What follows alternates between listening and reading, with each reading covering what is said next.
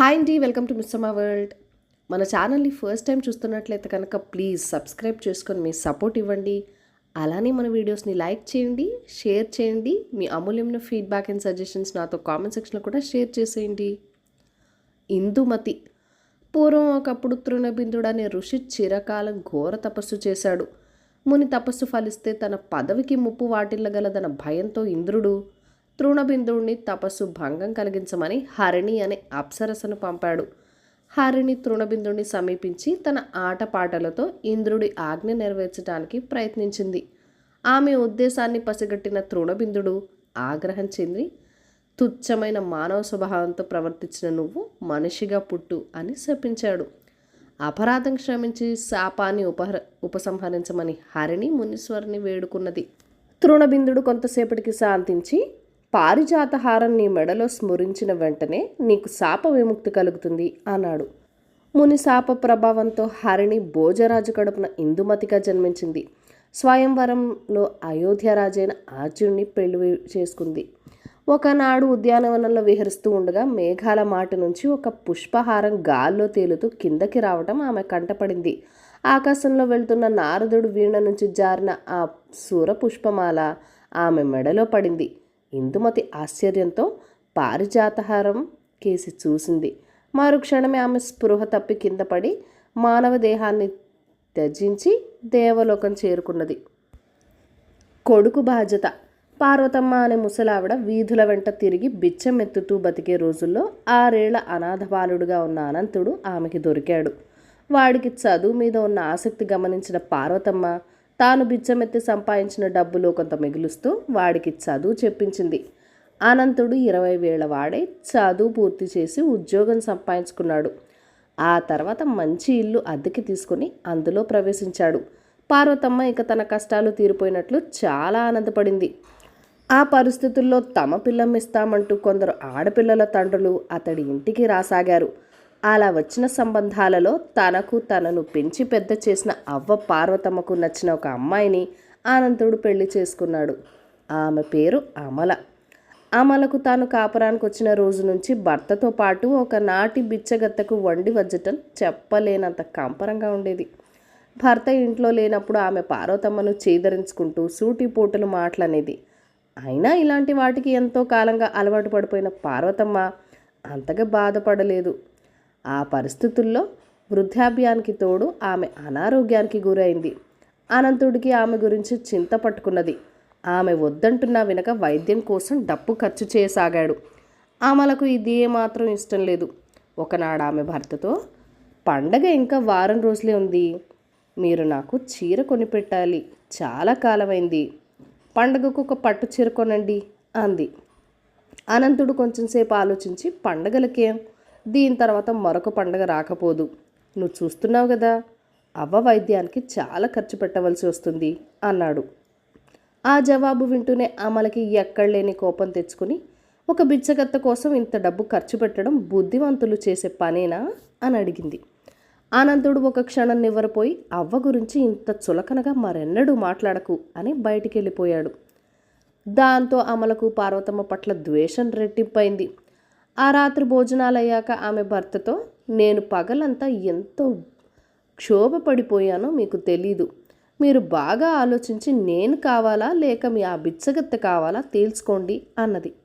ఆ మాటలకు అనంతుడు ఆవేశపడిపోతూ, బిచ్చగత్తె అనవద్దని లోగడే చెప్పాను, నీది వట్టి కుళ్ళి బుద్ధి, భర్తగా నిన్ను సంతోషపెట్టవలసిన బాధ్యత నాకు తెలుసు, అయితే అనాథైన నన్ను పెంచి పెద్ద చేసిన అవ్వ పట్ల నాకు బాధ్యత అంటూ లేదా, ఇంతటితో నోరు మూసుకో అన్నాడు. అమల ఆనాటి తెల్లవారుజామున తను వెళ్ళిపోతున్నట్టు ఒక ఉత్తరం రాసి నిద్రపోతున్న భర్త తలదిండు కింద పెట్టి బాగుడు బండిలో పుట్టింటికి వెళ్ళిపోయింది. హఠాత్తుగా వచ్చిన అమలను చూసి ఆమె తండ్రి, ఇలా ఒక్కదానివే వచ్చామే అని అడిగాడు. ఆమె జరిగిందంతా తండ్రికి చెప్పి, నాకన్నా ఆయనకు ఆ ముసలి బిచ్చగత్తె ఎక్కువట, ఆ ఇంట్లో ఇక ఒక్క క్షణం కూడా ఉండలేక వచ్చేశాను అన్నది. ఆమె తండ్రి కొంచెంసేపు తలాడిస్తూ ఊరుకొని, మంచి పని చేశావు, భార్య పట్ల తన బాధ్యత ఏమిటో గ్రహించిన నాడు అతడే వస్తాడు అన్నాడు. తండ్రి మాటలు విని అమల చాలా సంతోషించింది. అయితే ఆమె అన్న మాత్రం పలకరించనైనా పలకరించకుండా బయటికి వెళ్ళిపోవడం ఆమెకు చాలా బాధ కలిగించింది. తర్వాత కొంతసేపటికి ఆమె తండ్రి కచేరీకి వెళుతూ, జరిగిందేదో జరిగిపోయింది, నేను చీకటి పడకుండా వచ్చేస్తాను అన్నాడు. అయితే ఆ రోజు బాగా చీకటి పడిపోయాక కూడా తండ్రి ఇంటికి రాకపోవటంతో అమల ఆదురదపడి తండ్రితో పాటు కచేరీలో ఉద్యోగం చేసే ఎదురుంటి రామయ్య దగ్గరికి వెళ్ళి, ఏం బాబాయ్, మా నాన్న ఇంకా రాలేదే అని అడిగింది. నీకు చెప్పడానికి మనస్కరించక ఊరుకున్నాను. ఈ సాయంత్రం మీ నాన్న లంచం పుచ్చుకుంటూ దొరికిపోయాడు, నిలవడం కష్టం, ఉద్యోగం పోయినట్టే అని చెప్పాడు రామయ్య. ఆ వార్త విని ఆమల నిలువెల్లా వణికిపోయింది.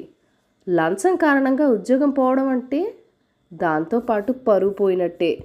అమల ఇలా ఆలోచిస్తూ ఇంటికి తిరిగి వచ్చేసరికి పెరట్లో ఏదో అలికిడైంది. ఆమె అక్కడికి వెళ్ళేసరికి తండ్రి నూతి పళ్ళం మీద ఏదో కాగితం పెట్టి వెళ్ళిపోతున్నాడు.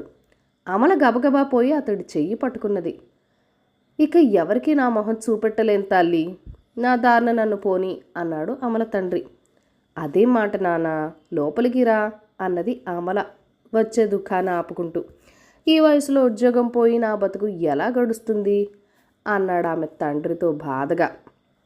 దిగులు పడకు నాన్న, నీకు ఉద్యోగం పోయినా అన్నయ్య ఉద్యోగం ఉన్నది, కొడుకుగా నిన్ను పోషించవలసిన బాధ్యత అన్నయ్యకి లేదా అన్నది అమల. ఆ సమయంలో పెరటి తలుపు తెరిచి అక్కడికి వచ్చిన అమల అన్నయ్య ఆమెతో, ఆ బాధ్యత విషయం తర్వాత చెప్తాను, ముందు ఈ సంగతి చెప్పమ్మల. కాళ్ళు చేతులు బాగుండి గౌరవనీయమైన ఉద్యోగం చేసుకుంటున్న నాన్న లంచం తీసుకోవటం నీకు అసహ్యం కలిగించడం లేదా అన్నాడు. దైవ సాక్షిగా నాన్న మీద అలాంటి అసహ్యభావం నాకు ఏమాత్రం లేదు అన్నది అమల. ఆ జవాబుకు ఆమె అన్న నవ్వి, లంచం తీసుకోవడం అంటే అతి నీచమైన పని చేసిన నాన్నంటే నీకు అసహ్యం కలగడం లేదు, కానీ అంగవైకల్యం వల్ల మరో దారి లేక బిచ్చగత్తగా మారిన పార్వతమ్మ అంటే నీకు అసహ్యం. ఎటువంటి నేరం చేసిన వాడైనా తండ్రి గనక పోషించవలసిన బాధ్యత కొడుకుగా నాకున్నదన్నావు అన్నాడు. అవును, లేదా మరి అని అడిగింది అమల కోపంగా. ఆ బాధ్యత నాకున్నదన్న సంగతి నువ్వు చెప్పనవసరం లేదు. అనాథ అయిన తనను ఎన్నో శ్రమల కోర్చి పెంచి పెద్ద చేసిన పార్వతమ్మను ఆమె ముసలితనంలో పోషించవలసిన బాధ్యత అనంతుడికి లేదా? ఆ ఇంటి కోడలుగా ఆమెను గౌరవిస్తూ సేవలు చేయడం నీ ధర్మం కాదా అని అడిగాడు అమల అన్న. అమల జవాబేమి చెప్పలేక కన్నీళ్లు పెట్టుకొని, అన్నయ్య, నువ్వు నా కళ్ళు తెరిపించావు. పొద్దున్నే బయలుదేరి అత్తగారింటికి వెళ్తాను. నాన్నకు ఉద్యోగం పోతే పోయింది, ఏదైనా శిక్ష కూడా పడుతుందేమో అని నాకు భయంగా ఉన్నది అన్నది. ఆ మాటలకు అమల తండ్రి చిన్నగా నవ్వి, నేను లంచము తీసుకోలేదు, ఉద్యోగము పోలేదు. నీ మేలు కోరి నీకు బుద్ధి గరపరచడానికి రామయ్య, నేను, మీ అన్నయ్య ఈ చిన్న నాటకం ఆడాం అన్నాడు. మీరాడిన ఈ నాటకం నాకు ఈ జన్మకి సరిపడా బుద్ధిని, మంచి చెడులు ఆలోచించగల జ్ఞానాన్ని ప్రసాదించింది అంటూ అమల సంతోషంగా ఇంట్లోకి వెళ్ళిపోయింది. శనిదేవత బంగారయ్య అనే ఒక గృహస్థుడు పొరుగు గ్రామం శిలంగేరిలో ఉన్న బంధువుల ఇంటికి వెళ్ళి తిరిగి వస్తూ మార్గమధ్యంలో ఉన్న ఒక అడవి దారి వెంట నడుస్తున్నాడు. ఆ సమయంలో అతడికి ఒక చోట పొదలు చాటుగా నక్కిపోతున్న ఒక మనిషి కనిపించాడు. వాడి చేతిలో ఒక మూట ఉన్నది. వాడి వాలకం గమనించిన బంగారయ్య వాడు దొంగ ఉంటాడన్నకి నమ్మకం కలిగింది. అతడు ఒక చెట్టు చాటుకు పోయి నిలబడ్డాడు. చేతిలో మూట ఉన్నవాడు ఒక పెద్ద చెట్టు వద్దకు పోయి దాన్ని తొర్రలో మూటను జార విడిచి అక్కడి నుంచి పరిగెత్తాడు. ఇది చూసిన తర్వాత బంగారయ్య వాడు దొంగ అని ధృఢపడిపోయింది. తొర్రలో ఉన్న ఆ డబ్బు మూటను తను సొంతం చేసుకుందామనుకుంటూ అతడు వేగంగా అటుకేసి 4 అడుగులు వేశాడు.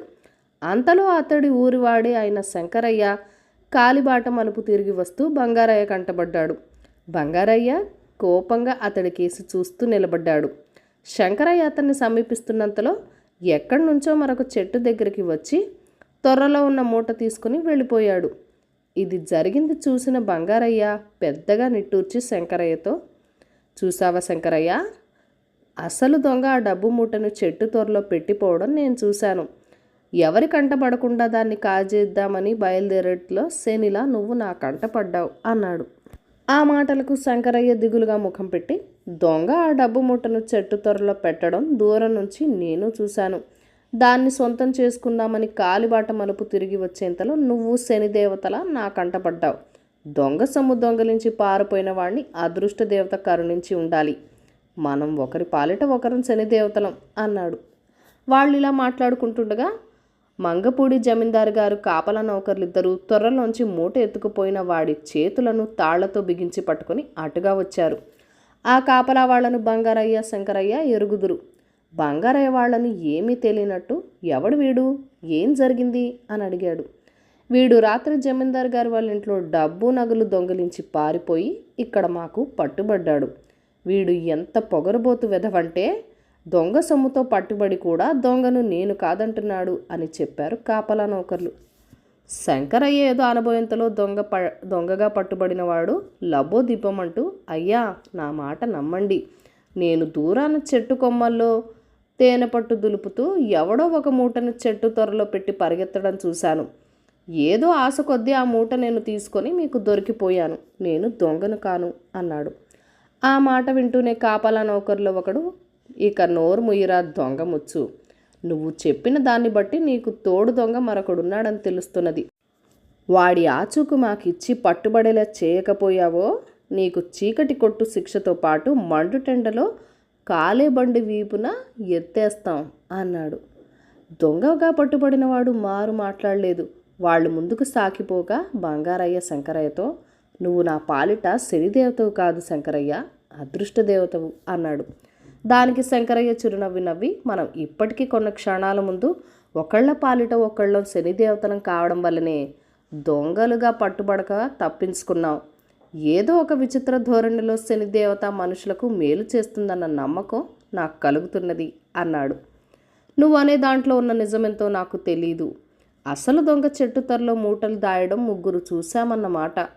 తేనె కోసం చెట్టెక్కిన వాడికి మనిద్దరం కనబడి ఉంటే వాడు మనల్ని శనిగాళ్ల కింద జమ కట్టి ఉండేవాడు అన్నాడు బంగారయ్య. అందుకు శంకరయ్య, దొంగలిచ్చిన సొమ్ము దక్కించుకోలేకపోయినా ఒక విధంగా అసలు దొంగ అదృష్టవంతుడు, వాడికి చీకటి కొట్టు శిక్ష తప్పింది అన్నాడు. తర్వాత ఆ ఇద్దరు ఏ అమరికలు లేకుండా ఉత్సాహంగా కబుర్లు చెప్పుకుంటూ తమ గ్రామం చేరారు. పుడకలతో కూడా పోని బుద్ధి. బతుకున్నాళ్ళు పాపయ్య చిల్లర దొంగతనాలతో చిన్న చిన్న అబద్ధాలతో జనాన్ని మోసం చేస్తూ బతికాడు. చివరికి అతను చనిపోతే యమభటులు అతన్ని నరక ద్వారం దగ్గర విడిచిపెట్టి వెళ్ళిపోయారు. అక్కడ చిన్న సింహాసనం లాంటి దీని మీద నరక ద్వార పాలకుడు కూర్చుని ఉన్నాడు. పాపయ్య పుడకలతో కూడా పోని తన బుద్ధిని ప్రదర్శిస్తూ ద్వారపాలకులతో, నా ఆయుష్ తీరిందంటూ యమభటులు నన్ను ఇక్కడికి తీసుకువచ్చారు. నా పేరు గల వాళ్ళు మా చిన్న ఊళ్ళోనే 4 ఉన్నారు. ఎవరిని తెమ్మంటే నన్ను తెచ్చారో. నా పూర్తి పేరు రుద్రబోయిన పాపయ్య. మా నాన్న పేరు రుద్రబోయిన భీమయ్య. తమరు ఆ వివరాలు ఒకసారి చిత్రగుప్తుడి పుస్తకంలో తనిఖీ చేసి రాకూడదు అన్నాడు. పాపయ్య మాటలతో నరకద్వారపాలకుడికి అనుమానం వచ్చి తను కూర్చున్న ఆసనం వదిలి లోపలికి వెళ్ళిపోగానే పాపయ్య దాన్ని నెత్తికెత్తుకొని, ఇదేదో మంచి ఖరీదైనదిలాగే కనిపిస్తున్నది, దీన్ని కొనేవాళ్లను రెండో కంటికి తెలియకుండా వెతికి పట్టుకోవాలి అనుకుంటూ అక్కడి నుంచి పరుగు ప్రారంభించాడు. ఇంతలో అక్కడికి వచ్చిన చిత్రగుప్తుడు ద్వారపాలకుడు చేత పాపయ్యను పట్టించి, మీ ఊళ్ళో ఎందరు పాపయ్యలున్నా అందరినీ మించిన మహాపాపి పాపయ్యవి నువ్వే అన్నాడు. ఈ కథను రచించిన వారు ఎండి సౌజన్య గారు. కథ కంచికి మనం ఇంటికి. Thank you for watching. Bye bye.